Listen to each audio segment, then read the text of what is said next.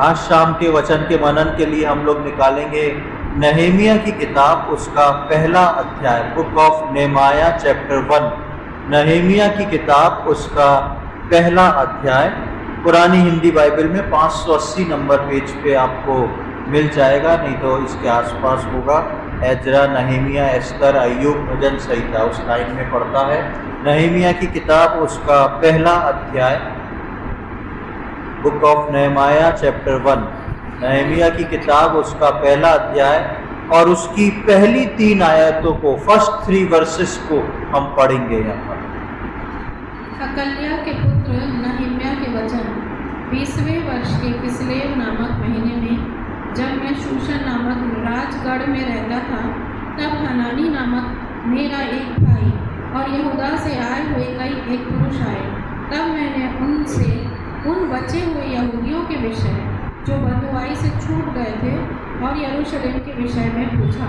उन्होंने मुझसे कहा, जो बचे हुए लोग बंधुआई से छूटकर उस प्रांत में रहते हैं, वे बड़ी दुर्दशा में पड़े हैं और उनकी निंदा होती है, क्योंकि यरूशलेम की शहरपनाह टूटी हुई और उसके फाटक जले हुए हैं। नहमीया के बारे में हम पढ़ते हैं, बहुत सुपरिचित एक व्यक्तित्व है परमेश्वर के वचन में नहमीया, जो यरूशलेम का और मंदिर का और फाटकों का निर्माण करता है जो टूट जाते हैं। और ऐसा होता है कि ये नहमीया जो है वो भी गुलामी में आ गया। एक समय ऐसा आया था जब यरूशलेम के ऊपर राजाओं ने युद्ध किया और उसको पूरी तरह जला दिया, पूरी तरह उसको जला दिया, और वहाँ रहने वाले जितने यहूदी थे उनको वो गुलाम बना के ले गया। और नहमीया जो था एक यहूदी था जो राजा अरशद के राज्य में एक प्याऊ था। ये राजा अरशद के यहाँ पर नहमीया जो है वो यरूशलेम से लेके आ गया है और एक गुलामी की अवस्था में, जिस प्रकार दानियल को निकाल के ले आया गया था और दानियल जो था राजा की सेवा किया करता था, उसी प्रकार हम देखते हैं कि नहमीया जो है वो भी एक व्यक्ति है जो कि जब युद्ध हुआ तो पूरे यरूशलेम को फूंक दिया गया, उसके फाटकों को जला दिया गया, उसकी बाउंड्री वॉल को तोड़ दिया गया, मंदिर को लूट दिया गया, पूरे शहर को लूट लिया गया। और जो यहूदी लोग थे, परमेश्वर के लोग थे, उनको छिन्न भिन्न कर दिया, उनको लूट मार के, उनको पकड़ के राजा जो जिन ने उसको उनसे युद्ध किया था उनको वो लोग गुलामी की अवस्था में लेके चले जाते हैं। और इस तरह से जो नहमीया था ये राजा अरशद के राज्य में एक प्याऊ था। अब कुछ समय पहले ये लूटपाट हुई थी और कुछ समय पहले जब इजरायलियों ने परमेश्वर के विरोध में होके काम किया था तो परमेश्वर ने इजरायलियों को इजरायलियों के शत्रुओं के हाथ में छोड़ दिया था, जिस वजह से ये आक्रमण हुआ था यहूदियों के ऊपर, इजराइल के ऊपर, यरूशलेम के ऊपर। अब काफी समय बीतने के बाद, ये घटना पुरानी हो चुकी है, अब काफी समय बीतने के बाद नहमीया जो है वो राजा अरशद के राज्य में एक प्याऊ है, उसको मदिरा पिलाने वाला एक बैरा है, कप बेरर है। और वहां पर ये अपने काम में सेटल है। वहां से कुछ लोग वापस आते हैं जो गुलामी से छूटते हैं, कहां से? यरूशलेम से। तो ये यरूशलेम से जो छूटते हैं कुछ लोग, वो वहां पर नहमीया के राज्य में आते हैं। जब नहमीया को ये पता पड़ता है कि मेरे राज्य में ऐसे मेरे पुराने भाई बंधु लोग आए हैं, तो नहमीया उनसे मुलाकात करने जाता है। और इसमें से एक जो था वो नहमीया का भाई भी था। तो तुरंत नहमीया जो है जाके अपने भाई से मिलता है, मुलाकात करता है और अपने भाई से उस स्थान के बारे में पूछता है कि मेरे भाई ये बता कि हमारा देश कैसा है, यरूशलेम कैसा है, वहाँ पे अब तक सब किस प्रकार से, वहाँ की परिस्थितियां क्या हैं। उसको बड़ी दर्द था अपने यरूशलेम के लिए, अपने देश के लिए, जिस प्रकार वो वहां के लिए पूछता है। और उसका भाई जो है वो तीसरी आयत में जवाब देता है। जो तीसरी आयत हमने पढ़ी वहां लिखा है, उन्होंने मुझसे कहा, मतलब भाई और जो लोग आए थे उन्होंने उस नेहमिया से कहा, जो बचे हुए लोग बंधुआई से छूटकर उस प्रांत में रहते हैं वे बड़ी दुर्दशा में पड़े और उनकी निंदा होती है, क्योंकि यरूशलेम की शहरपनाह टूटी हुई है और उसके फाटक जले हुए हैं। पुराने समय में जो एक सिटी हुआ करती थी, उस सिटी के लिए ये लोग एक बाउंड्री वॉल बनाते थे, बहुत ऊंची और बहुत मोटी एक बाउंड्री वॉल बनाते थे। और इस बाउंड्री वॉल में अलग अलग दिशाओं में बड़े बड़े फाटक बनाते थे अंदर बाहर आने जाने के लिए। ये फाटक जो है सुबह खुल जाया करते थे और बहुत से लोग, बाहर के लोग अंदर आया करते थे व्यापार करने, अंदर के लोग बाहर जाया करते थे। फिर जैसी सूरज डूबता था, रात होती थी, तो उसकी सेफ्टी के लिए, सिटी की सेफ्टी के लिए वो सारे दरवाजे रात भर के लिए बंद कर दिए जाते थे। तो इस तरह से ये सिटी के चारों ओर जो इतनी मोटी बाउंड्री वॉल रहती थी, ये फाटक रहते थे, उससे ये सिटी जो थी सेफ रहती थी।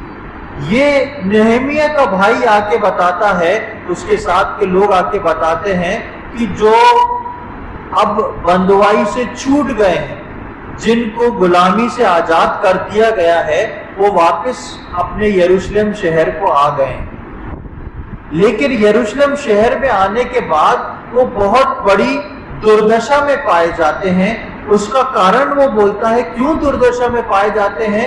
क्योंकि बाउंड्री वॉल टूटी हुई है और सारे फाटक जल के टूट गए हैं। अब कभी भी क्या होता है, रात में शत्रु लोग अंदर घुसते हैं, रात में शत्रु लोग अंदर घुसते हैं और ये जो लुटे लुटाए लोग हैं, जो बचे कुचे गुलामी से वापस अपने घर को लौटे हैं, जैसे तैसे अपना घर ठीक कर रहे हैं, उनको वापस से लूट के ये छोटी छोटी लोग जो हैं ये इनको लूट के ले जाते हैं। इनकी कोई भी सेफ्टी नहीं है। इसलिए वो नेहमिया का भाई बताता है कि ये बहुत बड़ी दुर्दशा में है, बहुत दुख में है और वहां के फाटक जो है जले पड़े हुए हैं। वहां के बारे में सुनकर नेहमिया दुखी हो जाता है। हमने पढ़ा कि नेहमिया जो है वो 4th आयत में यदि हम पढ़े तो वहां लिखा है वो बैठ के रोने लगता है और बहुत दुखी हो जाता है। यहाँ पर हम 4 बातें आज नेहमिया के जीवन से सीखने जा रहे हैं और उन 4 बातों को हम कोशिश करेंगे कि हम न केवल नेहमिया के जीवन से, लेकिन नेहमिया के जीवन से जिन 4 बातों को हम सीख रहे हैं, उन 4 बातों को अपने जीवन में भी हम लागू करके चलें। पहली बात हम देखते हैं कि नेहमिया ने यरूशलेम की स्थिति जानने और समझने की कोशिश करी कि वो किस स्थिति में है। ये नेहमिया को कंसर्न आया, ये नेहमिया के अंदर इच्छा हुई कि वो इस बात को जानने की कोशिश करे कि मेरे घर की स्थिति क्या है। नेहमिया के अंदर ये इच्छा जागी कि वो समझने की कोशिश करे कि मेरे घर की, मेरे शहर की स्थिति क्या है। ये पहली बात। दूसरी बात, वो दुखी होता है और प्रार्थना करता है। वो स्थिति को जान के दुखी होता है और प्रार्थना करता है। 4th आयत में लिखा है, ये बातें सुनते ही मैं बैठकर रोने लगा और कितने दिन विलाप करता और स्वर्ग के परमेश्वर के सम्मुख उपवास करता और ये कहकर प्रार्थना करता रहा। यानी कि हम दूसरी बात देखते हैं कि वो नेहमिया दुखी होता है उस बात पे और प्रार्थना करता है। तीसरी बात हम देखते हैं, उसको ठीक करने को और उसका निर्माण करने के लिए एक निर्णय को लेता है। नेहमिया जो है उसको ठीक करने को, उसका निर्माण करने को एक निर्णय को लेता है। उसके 2 अध्याय की 17वीं आयत में देखें क्या लिखा हुआ है। 2 अध्याय 17वीं आयत। तब मैंने उनसे कहा, तुम आप देखते हो कि हम कैसी दुर्दशा में हैं, कि यरूशलेम उजाड़ पड़ा है और उसके फाटक जले हुए हैं। आओ हम यरूशलेम की शहरपनाह को बनाएं कि भविष्य में हमारी नामधराई न रहे। यहाँ पर हम देखते हैं कि नहमीया अपने लोगों से कह रहा है, तुम देखते हो कि हम कितनी बड़ी दुर्दशा में हैं। क्या नहमीया दुर्दशा में था? नहमीया कोई दुर्दशा में नहीं था। नहमीया को महीने भर की तनख्वाह मिलती थी, राजसी भोजन मिलता था और उसी राजा के महल में एक जगह प्याऊ को दी जाती थी जिसमें बहुत ऐश और आराम से नहमीया रहता था। लेकिन नहमीया के अंदर ये कंसर्न आया, पहले तो वो उस बात को जाना कि वास्तव में हमारी स्थिति क्या है, उसके बाद दुखी हुआ और तीसरी बात पे वो निर्णय लेता है कि हमको जाके इसको बनाना है, और चौथी बात तो हम देखते हैं उसको बना के वो पूरा करता है। 6वें अध्याय की 15वीं आयत को पढ़ें, 6 का 15। नहमीया उसको बना के पूरा करता है। एलूल महीने के 25वें दिन को अर्थात 52 दिन के भीतर शहरपनाह बन गई। हाँ, यहाँ पर हम देखते हैं कि 52 दिन के अंदर शहरपनाह बन गई। मैं सारी डिटेल में नहीं जा रहा हूँ। एक बार मैं इस पे 2 बार नहमीया पे वचन दे चुका हूँ कुछ वर्ष पहले, जिसमें मैंने जले हुए फाटकों के ऊपर स्टडी ली थी, और शायद आपको याद होगा उस वक्त मैंने नहमीया के विषय में बताया था कि ये सब प्रोसेस कैसे होता है। इसलिए हम उसकी डिटेल में नहीं जाएंगे, केवल 4 बातों को आज हम सीखने जा रहे हैं। सबसे पहले नहमीया इस बात का कंसर्न रखता है कि कुछ हुआ है, जो हुआ है उसको समझ के देखूं कि क्या हुआ है। दूसरी बात हमने देखा, वो उस मैटर पे दुखी होके प्रार्थना करता है। तीसरी बात पे हम देखते हैं कि वो उसका निर्माण करता है, और चौथी बात पे हम देखते हैं कि वो उसके निर्माण को पूरा करता है। आज हम परमेश्वर के मंदिर हैं। आज मैं और आप कौन हैं? आज मैं और आप परमेश्वर के मंदिर हैं। मैं और आप यरूशलेम हैं जो प्रभु का घर है, और आज हम में से बहुत उस टूटी हुई शहरपनाह और जले हुए फाटकों में रह रहे हैं, और शैतान के द्वारा हमारी दुर्दशा हो रही है। लेकिन हम में से बहुत से इस बात को जानते नहीं हैं कि हम इसके लिए क्या करें। आज मैं और आप, मुझको और आपको पवित्र आत्मा का मंदिर कहा जाता है। क्या आप जानते हैं इतने वर्ष बीतने के बाद मैं और आपका वो शहरपनाह आज कैसी है? मेरे और आपके आत्मिक फाटक जो हैं आज किस कंडीशन में पाए जाते हैं? हमको आज नहमीया के समान अपनी स्थिति देखने और सोचने की जरूरत है। जिस प्रकार नहमीया जो है पहले इस बात को सोचता है। कई बार प्रियो मैं और आप सोचते भी नहीं है। हम उद्धार में आने के बाद, बपतिस्मा लेके कलीसिया में आने के बाद आगे बढ़ते जाते हैं। क्या आपने कभी सोच के देखा है, कुछ घड़ी एकांत में शांत होके इस बात को सोच के देखा है कि मेरी आत्मिक स्थिति क्या है? क्या मेरी शहरपनाह मजबूत बनी हुई है? क्या मेरे फाटक मजबूत बने हुए जो लॉक होते हैं? अगर ऐसी स्थिति में नहीं है तो मेरे और आपके जीवन में अक्सर जो है शैतान का वार हो रहा है। मैं और आप आत्मिक रीति से दुर्दशा में पड़े हुए हैं, और शैतान आता है, मुझको और आपको लूट के लेके जाता है, और हम इस बात को समझ नहीं पाते कि हम क्या हैं। तो सबसे पहले नहमीया के समान मुझको और आपको कुछ देर रुक के ये सोचने की जरूरत है कि मेरी और आपकी शहरपनाह आज किस हालत में है, मेरे और आपके फाटक आज किस हालत में है। ये सोचना मेरा और आपका कर्तव्य है। एक आयत को परमेश्वर के वचन से पढ़ेंगे, 1 कुरिन्थियों उसका 10वां अध्याय उसकी 12वीं आयत। 1 Corinthians chapter 10 verse 12। 1 कुरिन्थियों उसका 10वां अध्याय और उसकी 12वीं आयत। इसलिए जो समझता है मैं स्थिर हूँ, वह चौकस रहे कि कहीं गिर ना पड़े। हाँ, यहाँ पर पौलुस प्रेरित कलीसिया के लोगों को कह रहा है, इसलिए जो सोचता है, हम लोग अक्सर पॉजिटिव ज्यादा सोचते हैं आत्मिक रीति से। बाकी चीजों में नेगेटिव हम बहुत सोच लेते हैं, लेकिन आत्मिक रीति से हम सोचते हैं कि हमारा जीवन जो है वो अच्छा चल रहा है। लेकिन पौलुस यहाँ बोलता है जो सोचता है, क्या सोचता है? मैं ठीक से चल रहा हूं, मेरा जीवन ठीक ठाक है, मेरा आत्मिक जीवन ठीक है, मेरी शहरपना जो है वो ठीक है, मेरे फाटक ठीक चल रहे हैं, वो सावधान रहे। किस बात से सावधान रहे? कि कहीं गिर ना पड़े, कहीं वो दुर्दशा में ना आ जाए। एक और आयत को पढ़ेंगे, दूसरा कुरिन्थियों उसका 13वां अध्याय उसकी 5वीं आयत, 2 Corinthians chapter 13 verse 5। अपने आप को परखो कि विश्वास में हो कि नहीं, अपने आप को जांचो। क्या तुम अपने विषय में यह नहीं जानते कि यीशु मसीह तुम में है? नहीं तो तुम जांच में निकम्मे निकले हो। यहाँ पर वो कहता है अपने आप को परखो, अपने आप को जांचो, अपने आप के बारे में सोचो। क्या सोचो? कि तुम्हारी शहरपना कहीं टूटी तो नहीं है, तुम्हारे जीवन में अगर कुछ नेगेटिव चीजें आ रही हैं, तुम्हारे जीवन में अगर कुछ बातें ऐसी आ रही हैं जो कि ठीक नहीं है, तो तुमको अपने विषय में सोचने की जरूरत है।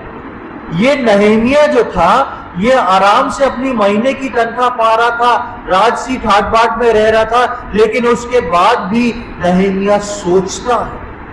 मेरे और आपके जीवन में हो सकता है सब कुछ ठीक चल रहा हो, लेकिन प्रियो मुझको और आपको अपनी शहरपना के बारे में सोचना बहुत जरूरी है। क्या मेरी और आपकी शहरपना कहीं से टूटी हुई है? क्या मेरी और आपकी शहरपना जो है उसके फाटक जले हुए हैं? क्या हम जो है उस ठीक ठाक जीवन को लेके नहीं चल पा रहे हैं? क्या मेरे और आपके जीवन में शैतान निरंतर कुछ कुछ दिनों के गैप से काम करता जा रहा है? इस चीज को मेरे को और आपको समझना बहुत जरूरी है। हमको अपनी स्थिति समझ के क्या करना है? सबसे पहले अपनी स्थिति को समझना है, उसके बाद अपनी स्थिति समझ के हमको क्या करना है? नहमीया ने क्या करा? हाँ, नहमीया ने प्रार्थना करी। लिखा है वो विलाप करता है, रोता है, उपवास रखता है। वो ऐसा नहीं कि रो के बैठ गया, प्रभु ये क्या हो गया, कैसा अनर्थ हो गया, लेकिन हम यहाँ देखते हैं कि वो विलाप करता है और विलाप के साथ उपवास रख के प्रार्थना करता है। नहमीया के साथ और भी बहुत सारे यहूदी आए थे राजा अरसहश्वेरोश के गुलामी के अंदर, लेकिन हम किसी का नाम नहीं पढ़ते हैं। इतने लोगों के अंदर नहमीया के अंदर ये कंसर्न आया कि वो प्रार्थना करे। प्रियो, सोच के प्रार्थना करने वाले लोग बहुत कम हैं। इसलिए प्रभु चाहता है मैं और आप जो है दूसरों के बारे में कम सोचें, अपने बारे में ज्यादा सोचें। आत्मिक स्थिति में दूसरों को हम जज ना करते हुए अपने आप को जज करके अपने आत्मिक जीवन के बारे में कंसर्न रखें और सोच के देखें मेरी शहरपना ठीक ठाक है कि नहीं, मेरे फाटक कहीं से टूट तो नहीं गए हैं, और उसके बाद हम प्रार्थना करें। हम भी अपने जीवन की टूटी शहरपना के लिए प्रार्थना करना और दया मांगना मुझको और आपको आवश्यक है। यहाँ के 5वीं और 6वीं आयत में देखें क्या लिखा है। नहमीया 1 अध्याय उसकी 5वीं 6वीं आयत क्या बोलती है? हे स्वर्ग के परमेश्वर यहोवा, हे महान और भय योगेश्वर, तू जो अपने प्रेम रखने वाले और आज्ञा मानने वाले के विषय अपनी वाचा पालता और उन पर करुणा करता है, तू कान लगाए और आंखें खोले रहे कि जो प्रार्थना मैं तेरा दास इस समय तेरे दास इसराइलियों के लिए दिन रात करता रहता हूँ उसे तू सुन ले।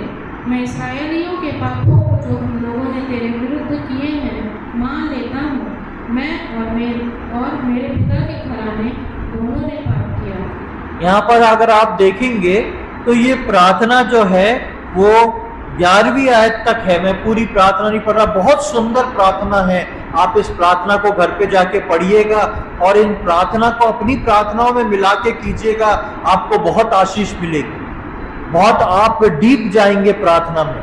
यहाँ पर हम नहमीया के जीवन में देखते हैं कि जैसा मैंने बताया कि नहमीया को ये सब करने की कोई आवश्यकता नहीं थी, लेकिन नहमीया रोता है, उपवास रखता है। नहमीया ये नहीं सोचता मैं अकेला हूं, लेकिन वो अकेला ही बैठता है, उपवास रखता है और यरूशलेम के लोगों के लिए, इजराइल के लोगों के लिए क्षमा मांगता है और उसमें अपने आप को भी इंक्लूड करता है। प्रभु हमने आपके विरुद्ध पाप किया है। वो ये नहीं बोलता प्रभु इन लोगों ने पाप किया है, वो अपने आप को भी उसमें लेके बोलता है प्रभु हमने आपके विरोध में पाप किया है। और बहुत लंबी प्रार्थना है और वो प्रभु से क्षमा मांगता है। इस बात का कंसर्न हो जाने के बाद कि मैं और आप अपने जीवनों को जांच लें, उसके बाद मुझको और आपको अपने जीवन के लिए प्रार्थना करना बहुत जरूरी है कि प्रभु कोई घटी कमी जो मेरे जीवन में आई है, जो पवित्र आत्मा आपके जीवन में दिखा रहा है,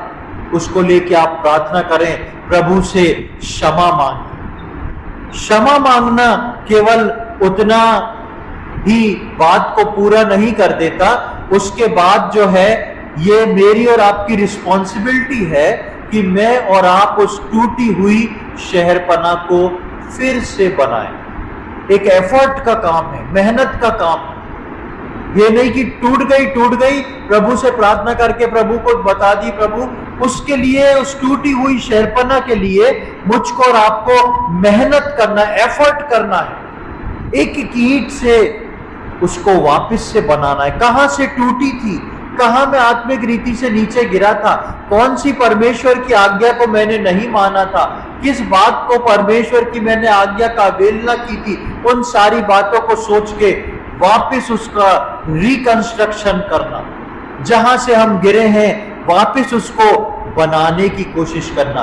तीसरी बात जो है हम देखते हैं, उस शहरपना को बनाने का प्रयत्न करना।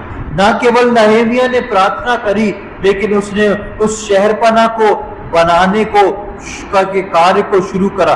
जो प्रभु बताए उसे पूरा करना, जो प्रभु बताए। ये कैसे पता लगता है कि शहरपना टूट गई है? एक सवाल आपके मनों में आ रहा होगा, मैं तो रोज प्रार्थना करता हूँ, रोज वचन पढ़ता हूँ, अपने काम से निकल जाता हूँ, फिर काम को आता हूँ, कैसे मैं इस बात को जानूंगा कि मेरी शहरपना जो है, आत्मिक शहरपना जो है वो टूटी हुई है और उसके फाटक जले हुए हैं? प्रियो, हमारे आत्मिक जीवन की दुर्दशा को देख, यदि मेरा और आपका आत्मिक जीवन दुर्दशा में पड़ा हुआ है, यदि मेरा और आपका आत्मिक जीवन फलवंत नहीं हो रहा है, यदि मेरा और आपका आत्मिक जीवन पीछे आ रहा है, यदि मुझको और आपको अपने आत्मिक जीवन में आनंद नहीं मिल रहा है, तो मुझको और आपको समझ जाना है कि मेरी शहरपना टूटी पड़ी है, मेरे फाटक जले पड़े हैं। यदि वचन और प्रार्थना का जीवन मेरा और आपका ठीक नहीं चल रहा है, यदि वचन पढ़ने और प्रार्थना के जीवन में मुझको और आपको कोई इंटरेस्ट नहीं रहा है, तो मुझको और आपको समझना है कि मेरे अंदर कोई कमी घटी आई है। शैतान ने आक्रमण करके मेरी शहरपना को तोड़ा है, मेरे फाटकों को तोड़ा है। यदि मेरा और आपका कलीसिया में मन नहीं लग रहा है, यदि मैं और आप जो है निरुत्साही हैं कलीसिया आने के लिए, मीटिंग्स में बैठने के लिए, तो मुझको और आपको समझना है कि मेरी शहरपना कहीं टूटी हुई, मेरे फाटक कहीं ना कहीं जले हैं, कहीं ना कहीं से लीकेज है। अगर आप एक बाल्टी पानी रोज रात में भर के रखें और सुबह पूरा पानी खत्म हो जाए, तो सबसे पहले आप क्या सोचेंगे? कहीं ना कहीं बाल्टी में लीकेज है, कहीं ना कहीं बाल्टी में छेद है, जिसके वजह से पानी निकल जा रहा है। इसी प्रकार हमारे आत्मिक जीवन में, यदि हमारे आत्मिक जीवन में इस प्रकार की बातें हो रही हैं कि कलीसिया के प्रति रुझान नहीं है, कलीसिया के मीटिंग्स के प्रति हम निरुत्साही हैं, हम प्रार्थना करने के लिए निरुत्साही हैं, हम वचन पढ़ने में हमारा मन नहीं लग रहा है, एक आत्मिक जीवन जीने में एक ढीलापन सा है, पहले जो परमेश्वर के प्रति प्रेम था वो ठंडा हो चुका है, उतनी आत्मिक आग नहीं दिख रही, तो मेरे और आपके लिए ये जरूरी है कि हम अपने जीवनों को देखें, कहीं ना कहीं शहरपना जरूर टूटी हुई। पिछले कुछ समय पहले हम वचन में मनन कर रहे थे कि प्रभु यीशु मसीह कलीसिया को बोलता है प्रकाशित वाक्य में कि तुमने अपने पहला सा प्रेम जो है वो छोड़ दिया। और मैंने इस बात को बताया था कि प्रभु यीशु मसीह के आगमन निकट है, इसलिए मुझको और आपको वापस से जांच करके अपने उस पहले से प्रेम को फिर से बनाना है। यही बात यहाँ पर आती है कि मैं और आप जैसे जैसे प्रभु यीशु मसीह के आगमन के निकट आते जा रहे हैं, ये जरूरी है कि मैं और आप अपनी शहरपना को जांचें। कुछ टिप्स मैंने दिए हैं कि कैसे हमको पता पड़ेगा कि शहरपना टूट रही है या टूटी पड़ी है या फाटक जले हुए हैं। यदि शहरपना, पूरी शहरपना एक जगह से भी टूटी है तो भी उसमें से शत्रु आ सकता है। यदि शहरपना का एक फाटक भी जला हुआ है तो भी उसमें से शत्रु आ सकता है। मुझको और आपको सजग और सतर्क रहना है और इस बात पर ध्यान रखना है। हमको इसको ठीक करना है और फिर से बनाना है। हम देखते हैं दाऊद का एक बहुत अच्छा उदाहरण हमको अपने जीवन में देखने को मिलता है। दाऊद और बेतशेबा के बारे में हम पढ़ते हैं। जब दाऊद जो था पाप में गिर गया और उसको समझ में ही नहीं आया कि मैं पाप में इस हद तक गिर चुका हूं कि मैंने व्यभिचार करा और हत्या भी करवा दी, और दाऊद को मालूम ही नहीं है। लेकिन जब परमेश्वर का दास आके दाऊद को चिताता और बताता है और दाऊद को इस बात की समझ आ जाती है तो दाऊद तुरंत समझ जाता है, ओफो, मेरी शहरपना टूट चुकी है। दाऊद समझ जाता है, मेरे फाटक जल चुके हैं, अब मेरे लिए क्या होना है। अब मैं वापस से कैसे प्रभु से उस रिश्ते को जोड़ सकता हूं। दाऊद के अंदर एक बेचैनी आ जाती है। दाऊद सोचता है किसी तरह से ये शहरपना फिर से बन जाए, किसी तरह से ये फाटक फिर से बंद हो जाए और किसी तरह से फिर से मेरा रिश्ता प्रभु के साथ जुड़ जाए। और बहुत ही सुंदर प्रार्थना हम देखते हैं दाऊद के जीवन में। भजन 51 में हम पढ़ते हैं, उसको निकालेंगे, साम्स 51।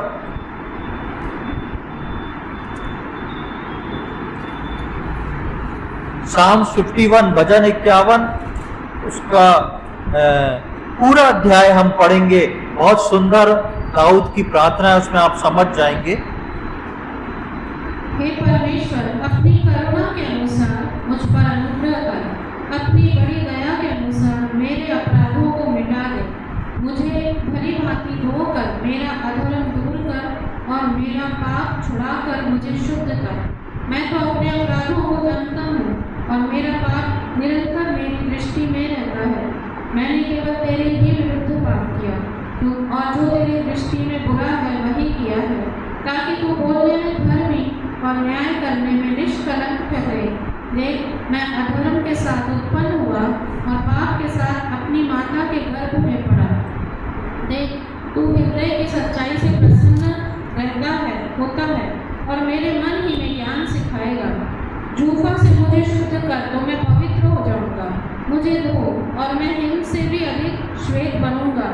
मुझे हर्ष और आनंद की बातें सुना, जिससे जो हड्डियां तूने तोड़ डाली हैं वे मगन हो जाएं। अपना मुख मेरे पापों की ओर से फेर ले और मेरे अधर्म के कामों को मिटा डाल। हे परमेश्वर, मेरे अंदर शुद्ध मन उत्पन्न कर और मेरे भीतर स्थिर आत्मा नए सिरे से उत्पन्न कर। मुझे अपने सामने से निकाल न दे और अपने पवित्र आत्मा को मुझसे अलग न कर। अपने किए हुए उद्धार का हर्ष मुझे फिर से दे और उदार आत्मा देकर मुझे संभाल। तब मैं अपराधियों को तेरा मार्ग सिखाऊंगा और पापी तेरी ओर फिरेंगे। हे परमेश्वर, हे मेरे उद्धारकर्ता परमेश्वर, मुझे हत्या के अपराध से छुड़ा ले, तब मैं तेरे धर्म का जय जयकार करने पाऊंगा। हे प्रभु, मेरा मुंह खोल दे, तब मैं तेरा गुणानुवाद कर सकूंगा। क्योंकि तू मेल बलि से प्रसन्न नहीं होता, नहीं तो मैं देता। होम बलि से भी तू प्रसन्न नहीं होता। टूटा मन परमेश्वर के योग्य बलिदान है। हे परमेश्वर, तू टूटे और फिसे हुए मन को तुच्छ नहीं जानता। प्रसन्न होकर सियोन की भलाई कर, यरूशलेम की शहरपना को तू बना। तब तू धर्म के बलिदानों से अर्थात सर्वांग पशुओं के होम बलि से प्रसन्न होगा। तब लोग तेरी वेदी पर पैर चढ़ाएंगे। दाऊद को जब समझ में आ गया कि मुझसे पाप हो गया है, तो दाऊद समझ गया कि मेरी शहरपना जो है वो टूट गई है। दाऊद समझ गया मैंने अनजाने में अपनी शहरपना के फाटकों को जला दिया है। और दाऊद जो है नम्र और दीन होके परमेश्वर से गिड़गिड़ा के प्रार्थना करता है, वह अपने अपराध के लिए प्रार्थना करता है, बोलता है मुझे शुद्ध मन दे, एक मेरी आत्मा को नए सिरे से जन्मा, मेरे बलिदान को तू ग्रहण नहीं कर सकता। दाऊद बोलता है इस बात को कि मेरे बलिदान को जो है 16वीं आयत में लिखा है, क्योंकि तू मेल बलि से प्रसन्न नहीं होता, नहीं तो मैं देता। दाऊद जानता है कि ऐसे समय में मैं प्रभु की आराधना करूंगा, प्रभु को बलिदान चढ़ाऊंगा, उसको प्रभु को नहीं चाहिए।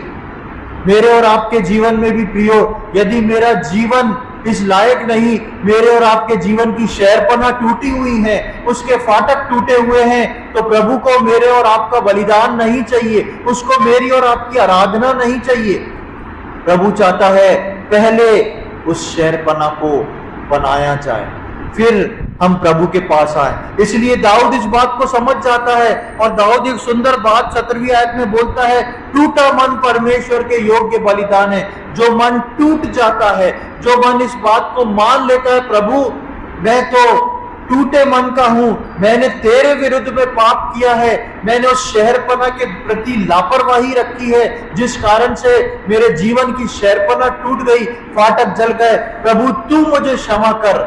तो लिखा है प्रभु टूटे हुए हृदय पे दया करता है। और 18वीं आयत में ध्यान से पढ़ें, क्या लिखा है, प्रसन्न होकर सियोन की भलाई कर और यरूशलेम की शहरपना को तू बना।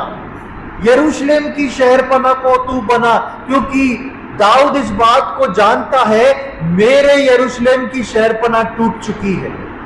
बेशक उस यरूशलेम की शहरपना थी, लेकिन दाऊद इस बात को जानता है कि मेरे अंदर का यरूशलेम, मेरे अंदर जो परमेश्वर का घर था, मेरी आत्मा जो परमेश्वर के लिए गाती थी, वो रिश्ता अब टूट चुका है। इसलिए दाऊद जो है गिर के भी वापस खड़ा हो जाता है। प्रियो, मेरे और आपके लिए ये सीख है, यदि हम गिर भी जाएं, यदि मेरी और आपकी शहरपना और दरवाजे टूट भी जाएं, तो भी मेरे और आपके लिए एक उम्मीद है। क्या उम्मीद है? परमेश्वर के पास जाना। सबसे पहले अपने जीवन में पलट के देखना, मेरे जीवन में क्या ऐसी कमी हुई है जिसमें मेरा आत्मिक जीवन जो था वो नहीं रहा। उसके बाद उसके लिए विलाप करना, उसके लिए दुखी होना, घमंड नहीं करना, नहीं मेरा जीवन तो ऐसा ही है, मैं ऐसे ही जीऊंगा, नहीं। प्रभु के सम्मुख नम्र और दीन होकर झुकना, प्रभु से क्षमा मांगना और प्रार्थना करना, उसके बाद उस शहरपना को बनाने का एफर्ट करना। दाऊद यहाँ पर एफर्ट कर रहा है। दाऊद ने ये नहीं कहा लोग मेरी प्रार्थना सुन के क्या कहेंगे। दाऊद बोलता है प्रभु मैं पापी हूं, मुझसे अपराध हुआ है, मुझसे मर्डर हुआ है, मुझसे अडल्ट्री हुई है, आप मुझको क्षमा करें। और दाऊद प्रभु के सम्मुख आता और बोलता है हे प्रभु इस शहरपना को फिर से तू बना। और तब प्रभु दया करता है और हम देखते हैं कि दाऊद को परमेश्वर वापस उसी स्टेज में लाके खड़ा कर देता है। लेकिन इसके विपरीत दाऊद से पहले जो शाऊल के जीवन में हम देखते हैं, तो शाऊल के जीवन में उल्टा होता है। शाऊल को परमेश्वर चिताता है, बताता है। शमूएल जो है शाऊल को बताता है तूने गलत किया है, तूने आज्ञा को तोड़ा है। लेकिन शाऊल को पता होने के बाद भी वो कभी अपनी शहरपना को रिपेयर नहीं करता, कभी भी अपने जले हुए फाटकों को रिपेयर नहीं करता। हम शिमशोन के बारे में पढ़ते हैं, शिमशोन को भी समझ में आ जाता है वो तो परमेश्वर का नाज़ीर था, परमेश्वर के बारे में उसको ज्ञान रखता था, वो परमेश्वर उससे बातें किया करता था। लेकिन जब गड़बड़ियां आई तो शिमशोन को पता भी नहीं पड़ा कि कब उसकी शहरपना टूट गई, और ना शिमशोन इस बात का पता लगा पाया कि उसकी शहरपना टूट गई और कब परमेश्वर उसके पास से चला गया। इस बात का शिमशोन को अंदाजा भी नहीं हुआ। प्रियो, परमेश्वर ने नहम्याह के समान मेरे और आपके जीवन में इन 4 बातों को रखा है। आज हमें समझने का समय है कि हम जाने कि हमारी शहरपना ठीक है क्या, क्या हमारे फाटक ठीक हैं, क्या वे टूटे और जले पड़े हुए हैं जिससे शैतान अंदर आकर हमसे अपने काम को करवा रहा। हमें पता भी नहीं पड़ रहा है कि रोज शैतान थोड़ा थोड़ा विजिटिंग हमारे जीवन में कर रहा है और अपने कामों को करा रहा है। यदि ऐसा है तो अभी भी कुछ बिगड़ा नहीं है, अभी प्रभु यीशु मसीह आया नहीं है। नहमीया के समान हम उठें, इस बात को सोच के देखें, पूछ के देखें कि मेरे और आपके जीवन में क्या टूटा पड़ा है। उसके बाद मैं और आप उसके लिए दुखी हो, विलाप करें, प्रार्थना करें। उसके बाद हम वो एफर्ट करें, उस शहरपना को फिर से हम बनाएं और उसके बाद हम उसके निर्माण का काम पूरा करें। हम देखते हैं कि नहमीया ने जितने दिन सोचा नहीं था, उससे जल्दी वो निर्माण के कार्य को पूरा करता है। और परमेश्वर के वचन में हमने पढ़ा 52 दिन के अंदर वो पूरी शहरपना बन गई और फाटक बन गए। ये टूटी हुई फाटक बनाना का निर्णय आपको लेना है। एक बार आप इसको बनाना शुरू करेंगे, ध्यान रखें ये बहुत जल्दी बनेगी। परमेश्वर की सहायता मिलेगी, पवित्र आत्मा की सहायता मिलेगी, क्योंकि प्रभु नहीं चाहता आप टूटी हुई शहरपना में रहें। प्रभु नहीं चाहता आप टूटे हुए फाटकों में रहें। इसलिए प्रियो, मैं और आप अपने जीवनों को जांच लें, मैं और आप अपने जीवनों को समझ लें। सबसे पहली बात आती है वो कंसर्न रखना।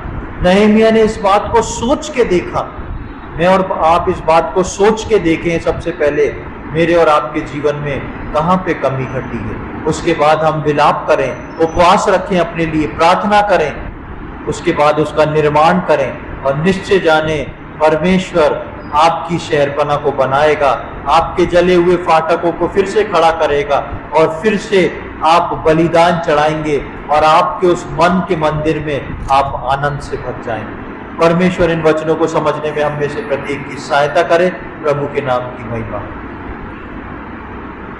आइए हम प्रार्थना करें। प्रभु जी, हम धन्यवाद देते हैं इस सुंदर समय के लिए। एक और बार आपने हमारे जीवनों में ये सहायता करी प्रभु कि आपके वचनों को सुनने और समझने को, सीखने को हम यहाँ पर आ सकें। हम आज के दिन के लिए धन्यवाद देते हैं, आज के वचन के लिए हम धन्यवाद देते हैं प्रभु।